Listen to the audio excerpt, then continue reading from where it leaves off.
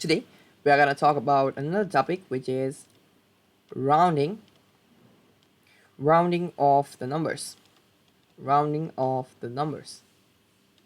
If you have taken any basic maths classes, you will probably have an idea of rounding off of numbers.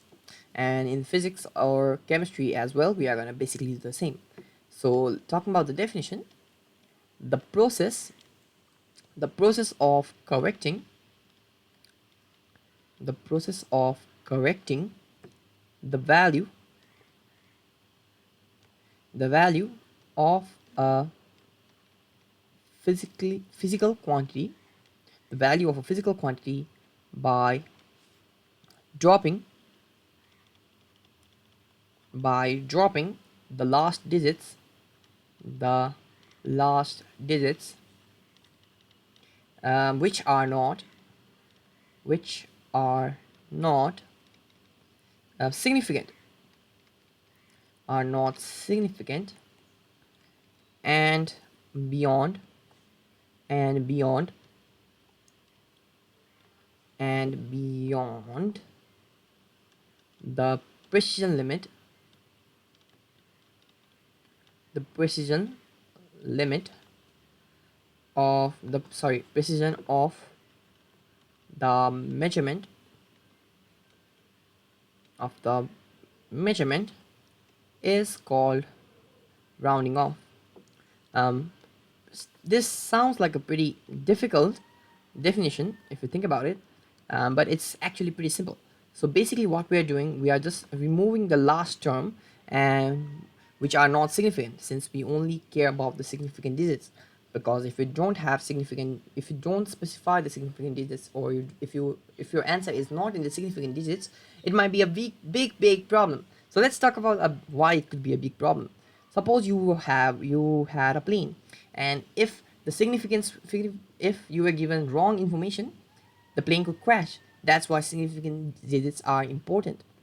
Suppose if I said keep something at 1.692345, if all of them are significant, then you will get a very good answer to what I'm expecting. But if I was just saying the number by doing some calculations and not thinking about the significant figures, you will get something else from what I expected.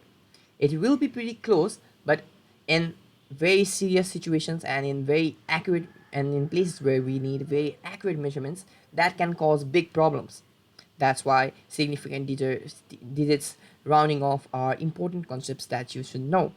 So um, so let's look at some following rules. So the following are some rules are some rules.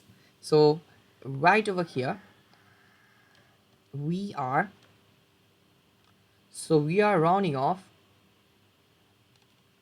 we are rounding off for for the first decimal place. First decimal place. So in all conditions that we are gonna do today, we are just rounding off for the first decimal place. So let's look at the first rule. So which is if the the digit digit to be dropped to be dropped to be dropped is less than 5 is less than 5, then the preceding the preceding digit is left unchanged. It is left unchanged. So let's take example. Suppose we have an example which is 7.82. So 7.82 is rounded off to 7.8, because if you have to round it off to a first decimal places, there are only two choices, which is 7.8 or 7.9. Since 2 is much closer, 782 is much closer to 0.8, we would have to say 7.8. Since if you wrote 7.9, there will be a much greater gap than just saying 7.8. So the second point, the second rule that we are gonna talk about is if the digit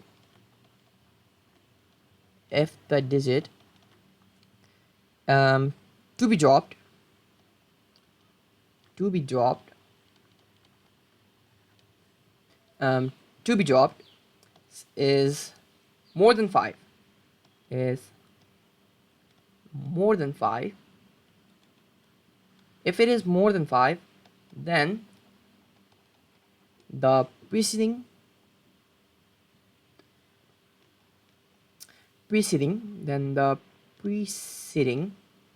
digit, I think I wrote 2 e's, it's supposed to be 1 e. So preceding digit is raised by 1. So let's take example. Suppose we had 6.87. Since 6.87 is much closer to 6.9 than 6.8, since to get to 6.7 you will just have to add a point plus 0.03, whereas to get to 6.8 you would have to subtract minus 0.07. Since that is why we are 6.8 is rounded off to 6.9, which makes it much more, the value becomes much more closer. So in the third one, the third rule we are going to talk about is if the digit to be dropped is 5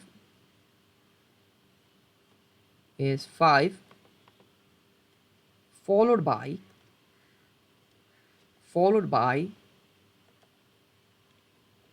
digits other than 0, anything other than 0, then the preceding digit is raised by 1. So let's look at an example. I'm not talking about the sentences that much because the sentences are pretty complex to understand. So if you just look at the example, it will be much more easier for you to understand. That's why I'm not focusing so much on the sentences and explaining the sentences. Suppose we had 16.351. So think about it. Think of a number line. If it is more than 5, you round it up. And since 1 is more than 5, 0, let's say, it will also be rounded up because it is much closer to the higher value than the lower value. Think about it. Okay, think about it. Are you thinking about it? I hope you're thinking about it. So think. Because 1 is much closer to the higher value than, if it was 9, it would be much closer to the lower value. Yeah? If it was 5, you would be in a borderline. You are not quite sure. But if it is 1 and it's greater, it will be raised. So now 16.351 is rounded off to 16.4 because it's much more closer to 16.4. 0.351 is much closer to 0.4. That's why. So now going to the fourth one. The fourth one is if the digit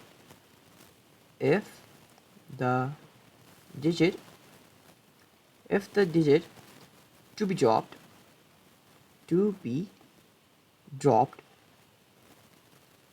be dropped is to be dropped is 5 or 5 followed by 5. So let me clear this up. 5 followed by, so 5 or 5 followed by 5 followed by zeros, then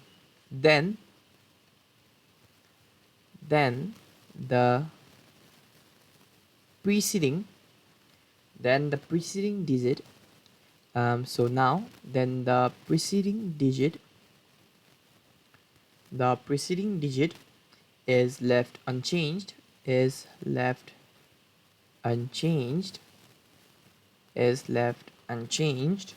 if it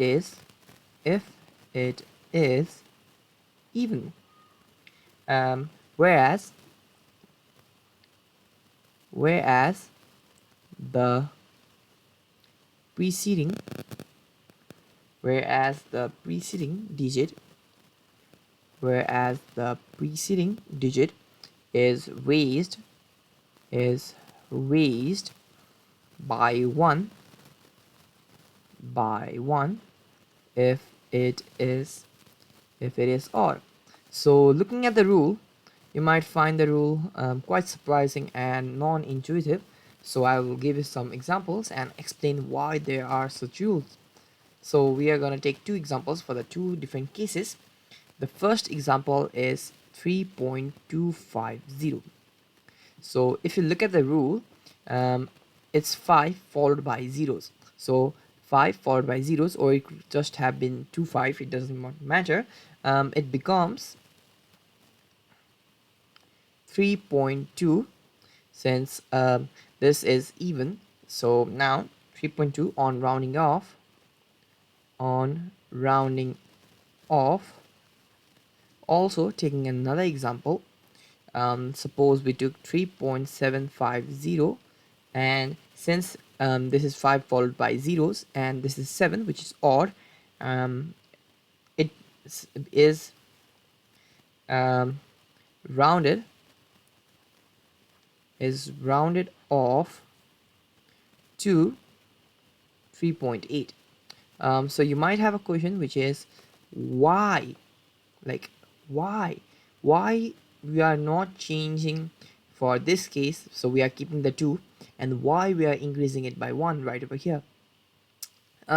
So this rule is also called the even rule or the banker's rule.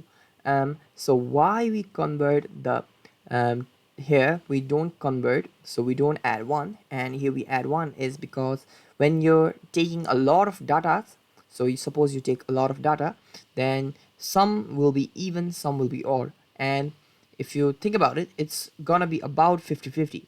If you do it purely theoretically, it's gonna be 50-50, but in reality it will be close to 50-50. So if it's close to 50-50, and here you're adding 0.5, and here you're subtracting 0.5, and here you're adding 0.5, 0.0. So let me rephrase it once more.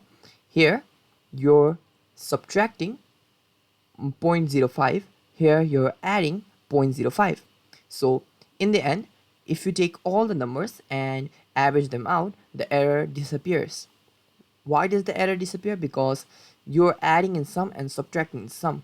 So you're adding and subtracting are in equal amounts and equally divided. So when you take all the data, so supposing there are 50% even and 50% odd, so when I'm talking about even and odd, I'm talking about this position. If they are even or odd, they're probably going to be in the ratio of 1:1 or 50-50. So if they are 50-50, some of them are going to be increased, some of them are going to be decreased. The value, some of the value is going to be increased, some of the value is going to be decreased. So in the end, when rounding it off, or sorry, when you take the average of the error, there will be less error than just adding or subtracting. So another question that you might have is, why are the evens not getting converted to odd and the odd staying the same? So it's basically because it was decided that way, so we decided that way. Plus even has much more benefit than odd. If you see, evens are much more easier to divide rather than odds. That's why we prefer to keep the even numbers rather than the odd numbers. So think about it. 7, think about it, the only even prime is 2. The only even prime is 2. So any other even can be divided by 2 and is much more easier to divide since they do not contain primes. At least one, there is one divisor. So in the next case, so look at 7. 7 is an odd number, which is a prime, and odd numbers can be prime as well. So that's why if you have primes, it will be much more harder to calculate. Suppose, think of division and multiplication. It's much more easier to do with even numbers rather than odd numbers. That's why we round it off to even numbers. So that's what's it for today's video. In the next video, we are going to talk about errors of measurement.